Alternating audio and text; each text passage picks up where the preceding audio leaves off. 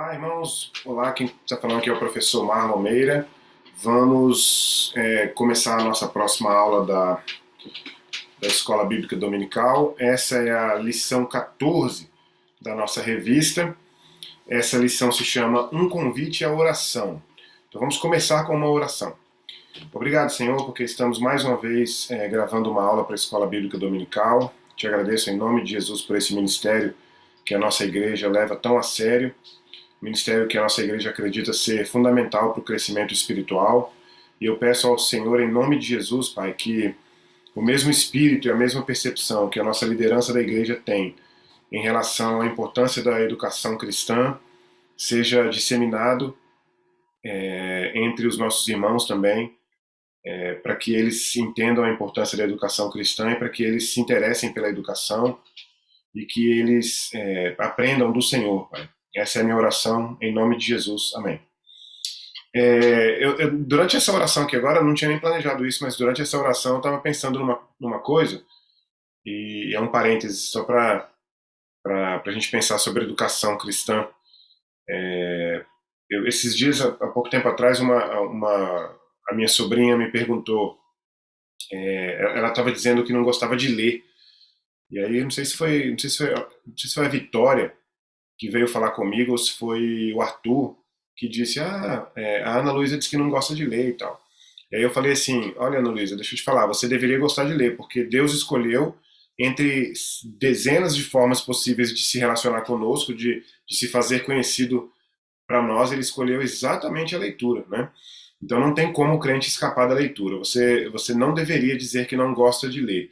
Você deveria dizer que você não está habituado à leitura ainda, mas que você estará um dia, né? Então essa é uma razão muito importante para a gente gostar de ler. É lógico que eu estou falando aqui também do estudo, né? Porque o estudo envolve a leitura muito mais do que qualquer outra coisa, né? Você estuda assistindo a uma aula, né? Você estuda assistindo a um vídeo, ou ouvindo um podcast, um áudio, uma coisa qualquer, né? Mas eu tenho certeza que uma das formas melhores de aprendizado é a leitura. Só fechando parênteses aqui, então, porque eu lembrei disso durante essa oração. Bem, algumas coisas interessantes que eu quero mencionar aqui também nessa aula, que tem a ver com o tema da nossa aula, é que essa aula que eu estou fazendo hoje, exatamente nessa data de hoje, dia 14 de novembro, é uma aula que é uma substituição de uma professora essa aula não era para ser minha. Na verdade, a única aula, eu acho que era para ser minha dessa série do Sermão do Monte, era a primeira aula. Teve a introdução do pastor Alain e a primeira aula era para ser minha. Mas eu tive várias aulas de lá para cá porque eu precisei substituir, alguns professores precisaram de substituição, e eu acabei substituindo esses professores, né?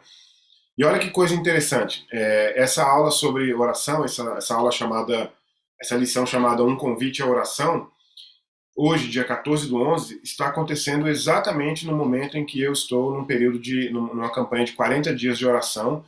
Alguns de vocês que estão assistindo a essa aula aqui, que são da nossa igreja, já devem saber que eu estou fazendo uma campanha de 40 dias de oração pelo lançamento de um curso que tem a ver com a educação cristã clássica. Então, não é coincidência, claro, Deus faz as coisas sempre com um propósito, né? Deus não é pego de surpresa, a gente né? Mas essa lição vem de encontro com esse período que eu estou passando agora, que eu estou vivendo, essa experiência que eu estou vivendo de oração. E eu quero, inclusive, compartilhar também uma outra experiência de oração que eu tive numa campanha de oração de 40 dias, há cerca de 2 anos atrás, mas eu vou fazer isso mais lá para frente. Então, essa, portanto, é a nossa lição de hoje, essa lição chamada Um Convite à Oração. E os textos base, a gente tem um texto básico que é Mateus 7, de 7 a 12, nós vamos ler daqui a um minutinho. Tem um texto devocional que é Lucas 18, de 1 a 8, e o versículo-chave, os dois versículos-chave dessa nossa lição, estarão em Lucas 18, de 7 a 8. Eu vou ler agora esses textos e a gente vai já iniciando aí a nossa aula, né? Então vamos começar com a leitura de Mateus 7, de 7 a 12. Aliás, essa lição eu fiz uma marcação aqui na minha Bíblia, olha só. Todos esses marcadores aqui que eu fiz são relacionados só a essa aula. Então é uma aula repleta de leituras bíblicas, ainda bem, né? Então vamos lá para Mateus 7, versos 7 a 12. O título que tem na minha versão aqui, a minha versão é a Almeida Revista e Atualizada. Almeida Revista e Atualizada, é a versão que eu mais gosto. E o título desse trecho aqui, dessa parte da leitura, é o seguinte. Deixa eu só ver se eu viro essa luz aqui. Peraí, deixa eu só tentar organizar uma luz aqui. Porque eu estou com alguma dificuldade para enxergar. Não, acho que vai ficar bom assim, não vai atrapalhar. Vou colocar aqui embaixo então. Eu não queria ficar de cabeça baixa na hora da leitura, mas não vai ter jeito. Então vamos lá então. Mateus 7, de 7 a 12. Pedi e dar-se-vos-á. Buscai e achareis. Batei e abrir-se-vos-á. Pois todo o que pede, recebe. O que busca, encontra. E a quem bate, abrir-se-lhe-á. Ou qual dentre vós é o homem que, se porventura o filho lhe pedir pão, lhe dará pedra? Ou, se lhe pedir um peixe, lhe dará uma cobra? Ora, se vós que sois maus, sabeis dar boas dádivas aos vossos filhos, quanto mais o vosso Pai, que está nos céus, dará boas coisas aos que lhe pedirem? Tudo quanto, pois, quereis que os homens vos façam, assim fazei-o vós também a eles, porque esta é a lei dos profetas, a famosa lei de ouro, né? Regra de ouro. E eu queria fazer um comentário também pessoal a esse texto, porque quando eu era criança, eu cresci visitando a casa dos meus avós em Ibatiba, no interior do Espírito Santo. E na casa dos meus avós, nas paredes, havia vários quadros. Eu até achava isso muito interessante, porque meus avós eram pobres, né? Então, geralmente os quadros são coisas caras e tal, mas há quadros baratos, né? Aqui em casa, por exemplo, a gente não tem quadro nenhum. Quase tem um quadrinho aqui, num corredor aqui, mas nós aqui em casa não temos quadro quase nenhum em casa, né? Aliás, eu tenho um aqui atrás da porta, que é um quadro com uma saca de café. Mas então, tinha esse quadro na casa do meu avô, dos meus avós, e esse quadro era esse texto aqui, de Mateus 7, de 7 a 12, manuscrito pelo filho mais velho dos meus avós, pelo tio Ivael. E manuscrito, assim, de duas formas interessantes. Uma delas é o material que era manuscrito, um material bem bonito, assim, um material resistente e durável, e obviamente enquadrado com uma moldura e tal, com vidro na frente, muito bem feito. Né? Meu tio Ivael que fez e deu para os meus avós. E também a caligrafia do meu tio Ivael era muito bonita, né? Então estava muito, muito bem feito o quadro. Depois que os meus avós morreram, eu acho que deve ter tido alguma disputa para ficar com esse quadro, porque realmente ele era muito bonito. E eu me lembro muito bem, na minha infância, eu não era crente, e eu me lembro muito bem, apesar dos meus avós serem crentes e da minha mãe ter sido criada na igreja, ela não estava, ela estava desviada da igreja na minha infância, né? Então, a gente não cresceu na igreja e não cresceu com o hábito de leitura bíblica, de oração. E eu sempre achava muito, muito estranho esse versículo quando eu lia. Eu achava esse versículo muito estranho porque eu pensava, pedir e dar-se-vos-á, e dava aquela impressão assim, ó, como assim pedir e dar-se-vos-á? Qualquer coisa que eu pedir eu receberei, né? E obviamente isso na minha vida não era verdadeiro, porque muita coisa que eu queria eu não tinha, muita coisa que eu pedia para os meus pais eu não tinha.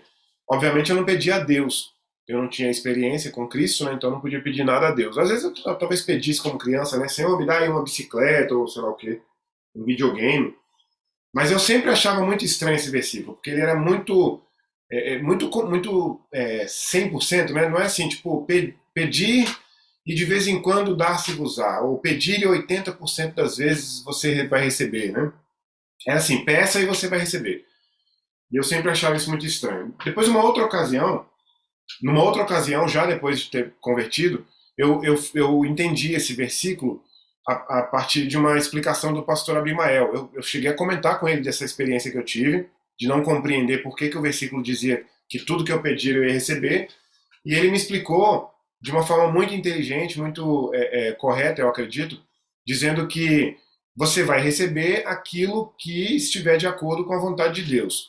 De certa forma, parece uma resposta muito fácil para se livrar de uma resposta mais real, mais profunda, mas eu fico pensando, por exemplo, no próprio exemplo que o versículo diz aqui, que Jesus dá aqui, que ele fala, quem de vós, qual, deixa eu ver onde está aqui, deixa eu só achar aqui, qual dentre vós é o homem que, se porventura o filho lhe pedir pão, lhe dará pedra? É, e o filho está pedindo pão, mas o pão está inclusive dentro da vontade do próprio pai, né? Se o filho pedir pedra para comer, com certeza o pai não vai dar. Sei lá, eu acho que eu já devo ter tido ocasião, não me lembro exatamente, dos meus filhos pedirem para comer qualquer coisa que não é de comer, ou que não deveria comer, né? E eu dizer não, né? Então, tem uma verdade nessa resposta, né? Você vai receber, contanto que aquilo que você esteja pedindo esteja dentro da natureza de Deus. Uma outra coisa também que tem a ver com isso, que me lembra da minha experiência, é que aquele versículo que diz que para Deus nada é impossível, ele é um versículo que diz isso, mas na medida em que nada que é contra a natureza de Deus é impossível, né? Então, por exemplo, eu não sei exatamente, eu não entendo exatamente de algumas outras religiões, eu não entendo muito de algumas religiões, né? Mas eu sei que há algumas religiões em que você faz maldição, maldade, né? Você sei lá, tem umas expressões aí populares, né? Amarrar o nome da pessoa na boca do sapo, enfim. Então você está pedindo coisas más, né? Está pedindo maldade, para fazer maldade com as pessoas. Ora, você vai pedir isso para Deus e ele vai fazer como, sendo que ele não pode fazer maldade, né? Então, ele não vai fazer na medida em que não está na natureza dele, não coincide com a natureza dele. Isso é impossível para que ele faça. Mas aquilo que está na natureza de Deus e aquilo que Deus deseja fazer, isso ele fará, né? Eu não me lembro agora como é que era aquele trecho da Bíblia que diz: eu abençoarei a quem eu abençoar e amaldiçoarei a quem eu amaldiçoar. Uma coisa mais ou menos assim. Só para procurar aqui no Google, aqui, né, rapidamente, né? Enquanto eu vou procurando, eu vou falando aqui. Mas esse versículo também ele tem a ver com a ideia de que Deus fará aquilo que ele deseja fará, né? Deseja fazer. Abençoarei a quem, não, mas acho que aqui está abençoarei a quem te abençoar e amaldiçoarei a quem te amaldiçoar.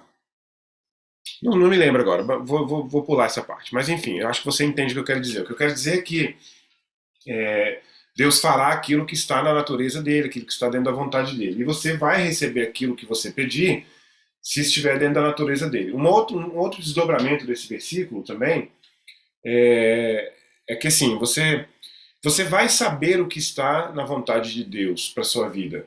Em algumas ocasiões, quanto mais próximo de Deus você estiver. E isso vai estar na nossa lição, daqui a pouco a gente vai falar sobre isso, quando a gente estiver falando sobre os 3 estágios da oração. Porque o verso diz pedir, buscar e bater, né?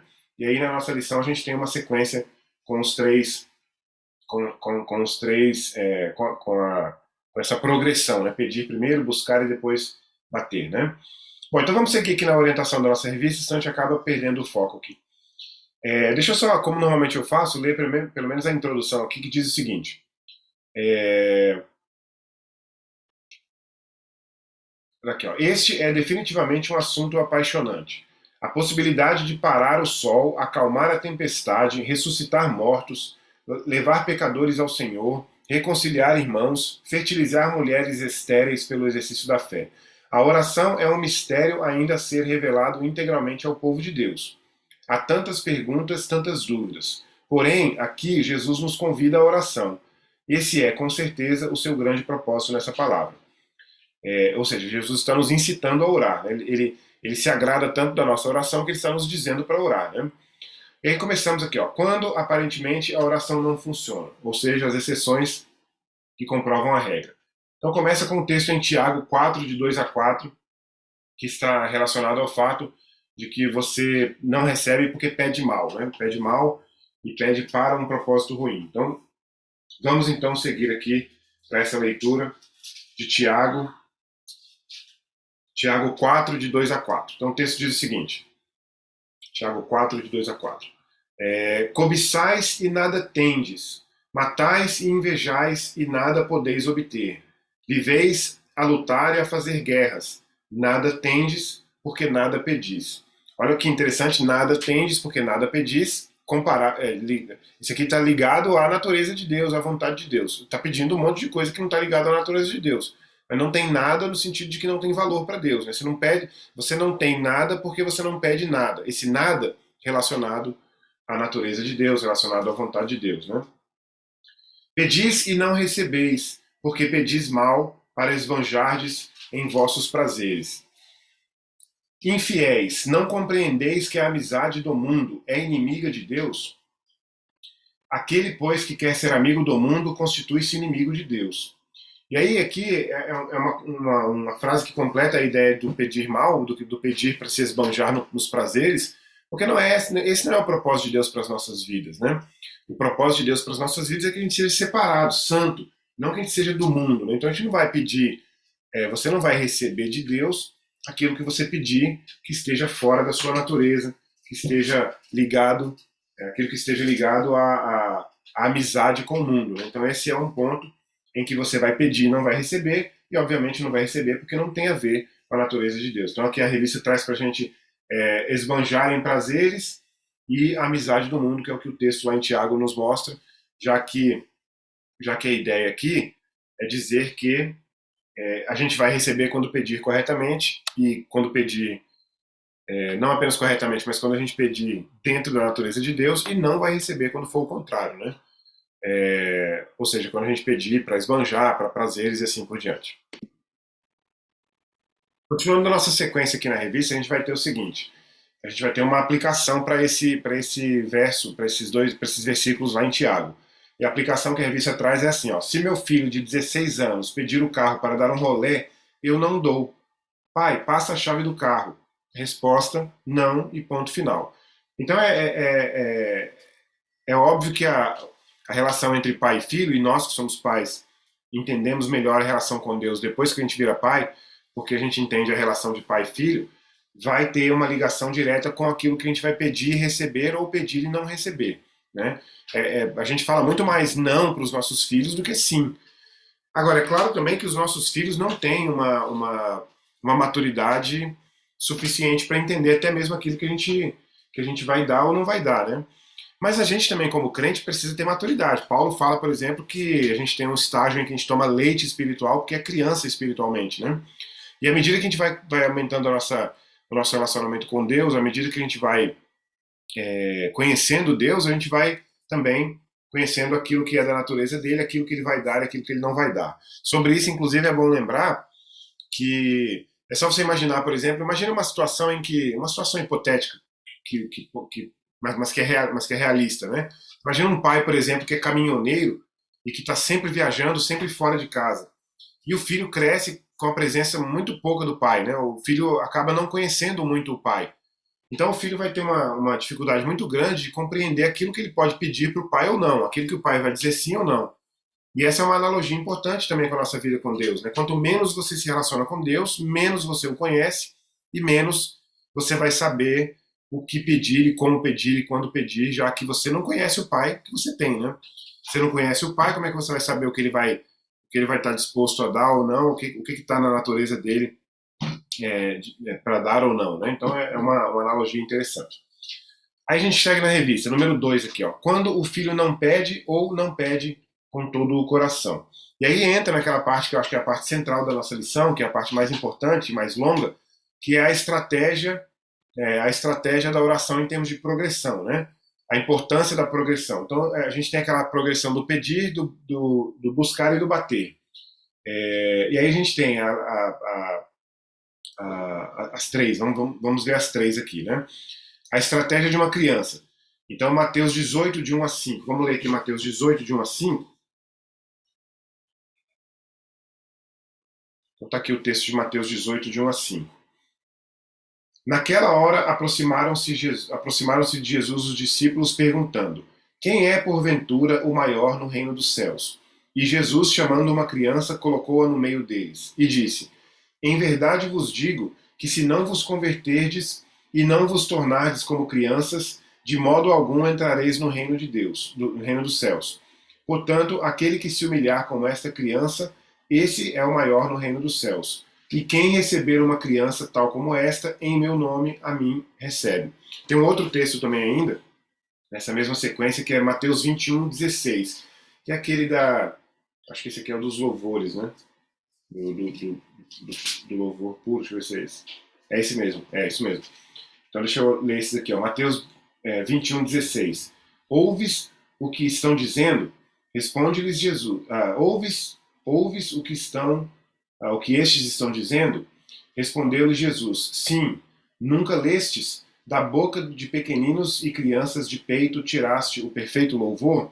Então essa parte da estratégia da progressão de oração coloca a criança como uma analogia muito interessante nessa frase aqui do Richard Glover, que diz assim, ó, estando a mãe perto e visível, pede.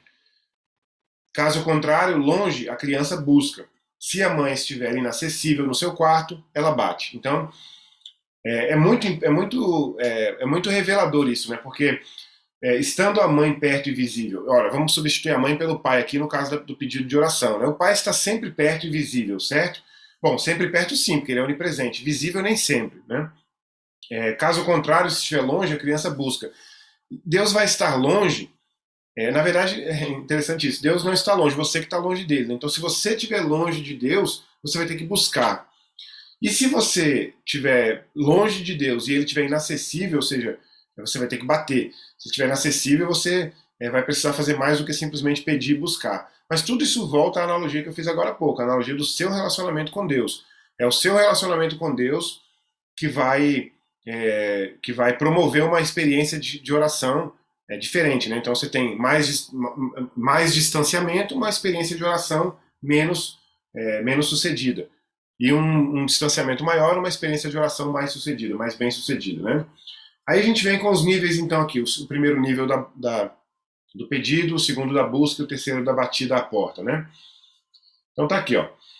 Pedir é o estágio em que o filho simplesmente pede, ainda está descobrindo o que quer ou quase já sabe com certeza. Aqui é preciso repetir muito a frase seja feita a sua vontade.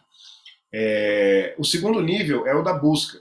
O filho já sabe o que quer ou o que deve querer. Essa é interessante porque isso tem a ver na nossa vida espiritual, tem a ver com as nossas lutas internas, né?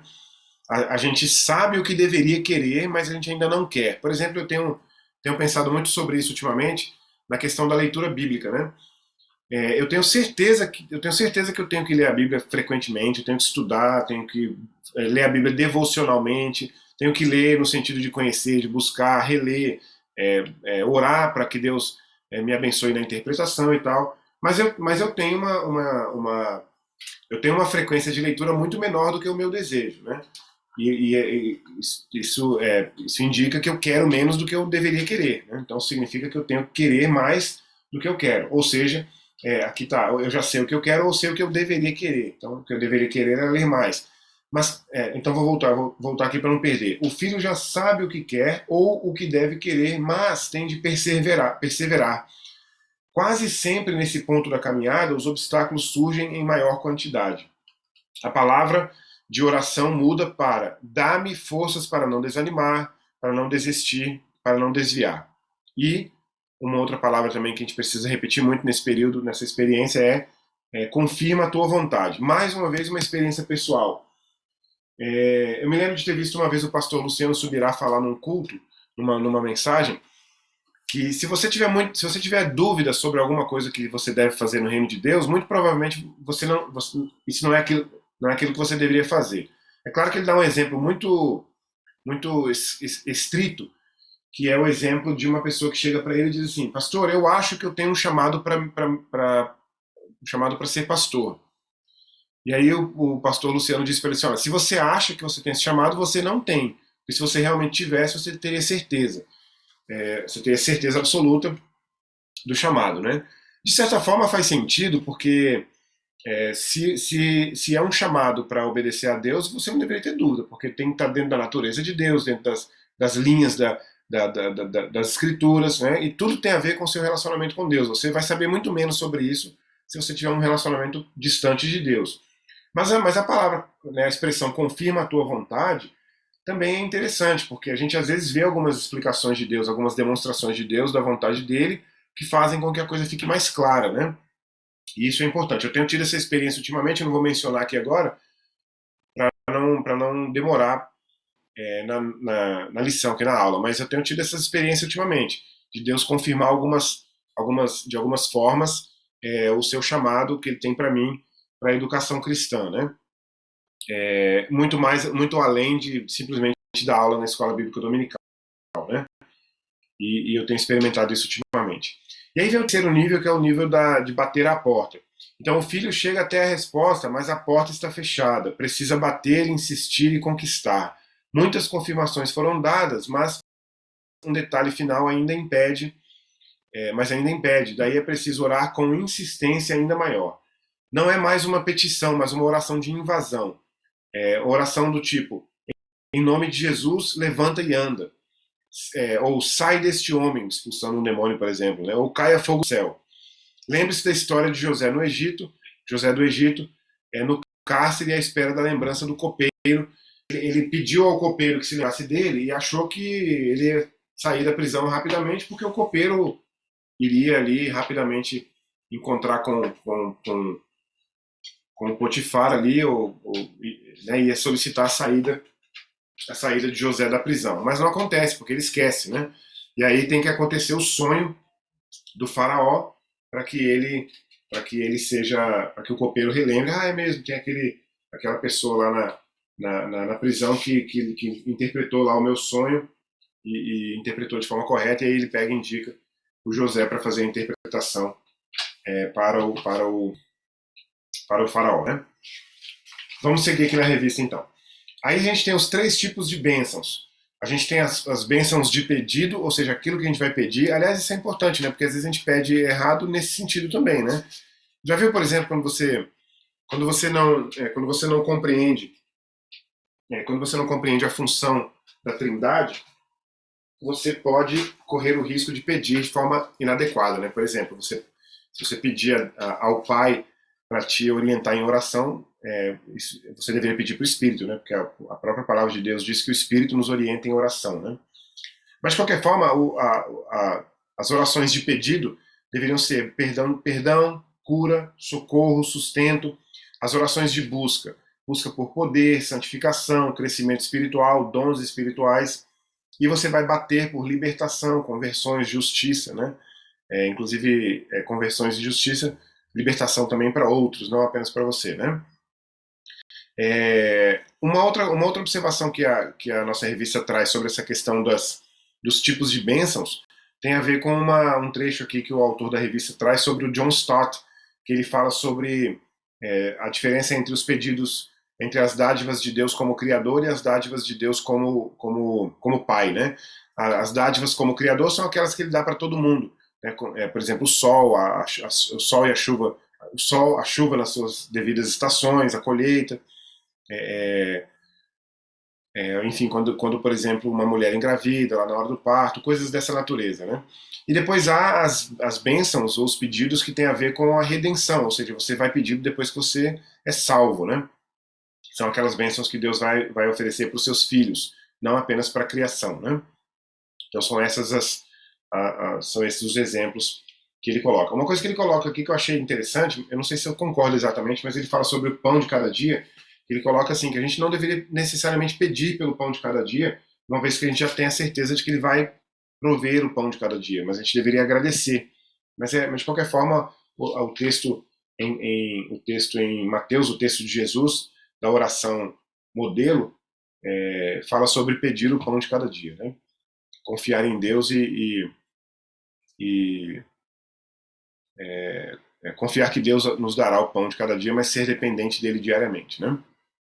Muito bem, vamos agora sobre a questão da não resposta, né? Deus respondeu e o filho... Aliás, a não resposta não é agora, é depois. Agora quando Deus responde, a gente não percebe.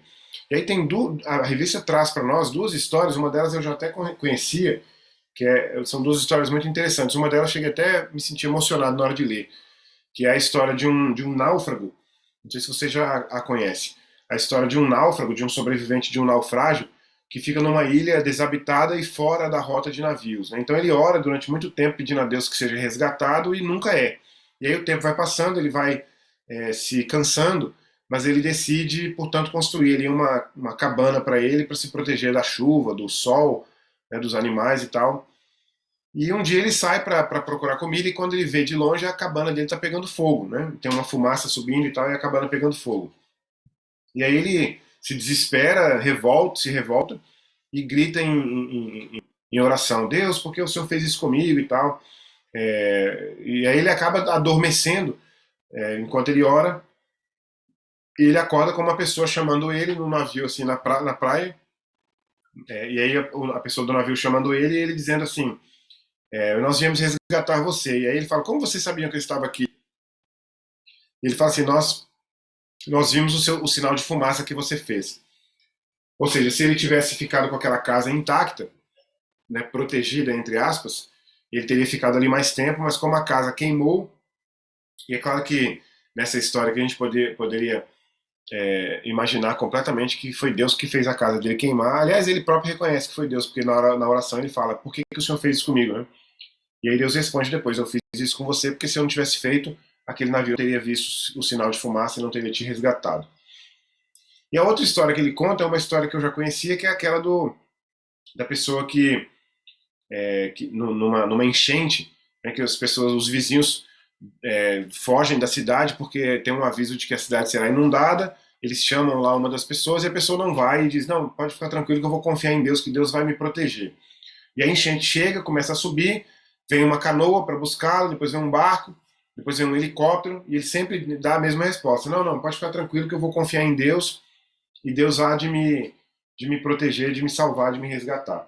E acontece que ele morre afogado, e quando ele chega no céu, ele questiona Deus e diz: olha, eu pedi ao Senhor, eu disse para as pessoas que eu confiaria no Senhor, que o Senhor me resgataria, e o Senhor não me resgatou. E eu acabei morrendo. E aí Deus diz para ele: como assim não te resgatei? Eu mandei os vizinhos te avisarem, mandei uma pessoa te buscar com a canoa, mandei outra pessoa te buscar com o barco, mandei um helicóptero te buscar e você não quis vir. Então, é você que não entendeu a minha resposta. Então ele já tinha recebido a resposta, mas não estava conseguindo entender, né? Aí a gente vai para a parte onde fala da oração funcionando, né? Por isso que a gente tem um convite à oração. E aí o texto traz assim: claramente essa palavra de Jesus é um convite à oração, é quase uma provocação do Mestre. Ele que já havia depreciado a hipocrisia, agora desfere uma poderosa palavra positiva a respeito da oração sincera, objetiva e fervorosa.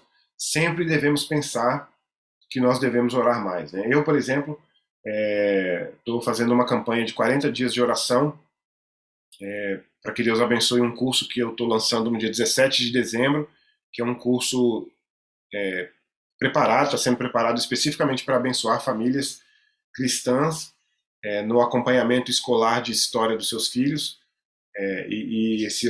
O lançamento vai ser dia 17 de dezembro, se Deus quiser, e eu estou numa campanha de oração que começou dia 8, segunda-feira agora. Segunda-feira passada. Portanto, eu estou nessa campanha de oração, mas mesmo assim, durante o dia, eu fico pensando: gente, eu deveria orar mais, né? Ou seja, eu deveria fazer mais campanha de oração e tal. Eu sempre estou pensando que eu precisava orar mais. Certo? E aí nós temos uma conclusão aqui na revista, que diz assim: a prática da oração é um desafio que se supera comunitariamente. Note que em Mateus 7,12, Jesus abruptamente volta os olhos dos discípulos para o próximo. É interessante que na hora que eu estava lendo hoje para preparar a lição, eu realmente achei abrupto. Já tinha lido esse texto, é claro, mas eu achei muito abrupta a mudança que Jesus faz da oração para o próximo, né? Quando ele diz assim: tudo quanto pois quereis que os homens vos façam, assim fazei-o vós também a eles, porque esta é a lei dos profetas. Eu pensei: mas o que tem isso a ver com o texto da oração, né? Inclusive porque o texto da oração estava falando sobre oração pedindo a Deus, né? Aliás, o nosso mestre fez isso nos capítulos 6 e 7, misturou a esmola com a oração e o jejum, a questão do dinheiro e o céu com o vício do julgamento. Isso quer dizer que o desafio da oração será vencido pelos filhos do Pai Celeste operando juntos. Inclusive, por isso eu te convido a entrar comigo nessa campanha de oração, 40 dias pelo curso Do Profano ao Sagrado. Como assumir o controle do aprendizado de história do seu filho. E aí conclui dizendo, em Mateus 6, Jesus incentiva a oração secreta ao Pai e em 18:19 fala com o irmão. Leia também Salmos 122 e 133. Na oração modelo, que é Mateus 6, de 9 a 15, Jesus fala do perdão mútuo vinculado ao perdão divino. A lição da oração é para ser aprendida pela família de Deus. Bom, queria encerrar com uma experiência de oração que eu tive em 2019. Eu tinha passado o ano de 2019 desempregado, e no dia 1º de novembro eu resolvi iniciar uma campanha de oração de 40 dias para que Deus me desse um emprego. Nós oramos aqui em casa durante os 40 dias, todos nós juntos, e alguns dias iniciando dezembro, ali por volta do dia 5, eu recebi um convite de uma escola para fazer uma entrevista. E fui lá fazer a entrevista e fiquei esperando a resposta. A resposta demorou mais do que eu gostaria que tivesse demorado, porque a entrevista foi numa quinta. Então acabou que avançou para o fim de semana, e no fim de semana ninguém vai dar resposta dessa, né? E aí passou segunda-feira e tal. Quando foi terça, à noite, eu já estava bastante ansioso com a resposta. Eu estava para ligar já para perguntar a resposta. E aí a gente estava jantando à mesa, e na hora que eu estava na mesa, jantando, chegou um e-mail. Veio uma notificação no celular de um e-mail chegando, e era um e-mail da escola confirmando que eu havia sido contratado, né?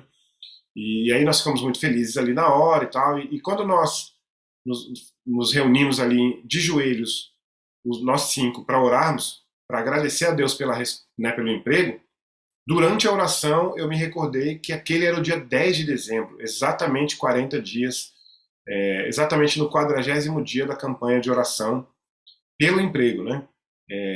Então essa é uma experiência, uma das várias experiências de oração que nós temos tido aqui em casa, e que eu queria compartilhar com vocês para que vocês se sentissem incentivados a orar também, principalmente orações, práticas de oração mais específicas, né? Igual, por exemplo, oração com jejum.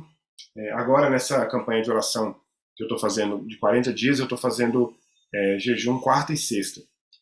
E portanto, eu quero te convidar aí a fazer essas campanhas de oração, experiências assim, com jejum, com oração, com uma leitura bíblica mais profunda, para que você tenha experiências sempre com Deus, né? Então vamos orar? Obrigado, Senhor, por mais essa lição que fizemos aqui. Obrigado porque hoje nós falamos sobre oração, que é algo que agrada ao Senhor, mas obviamente é algo que nós, porque somos pecadores, temos dificuldade de praticar da forma que agrada ao Senhor. Obrigado porque a sua palavra é repleta de ensinamentos sobre como orar, sobre o que pedir, o que não pedir, sobre como pedir, sobre como agir, né? E nós temos muitos motivos para experimentar uma vida de oração saudável e alegre, se nós seguirmos a orientação da sua palavra. Te peço em nome de Jesus que o Senhor nos abençoe nesse sentido, então. Essa é a nossa oração, em nome de Jesus. Amém. Muito bem, irmãos, então muito obrigado e até a próxima.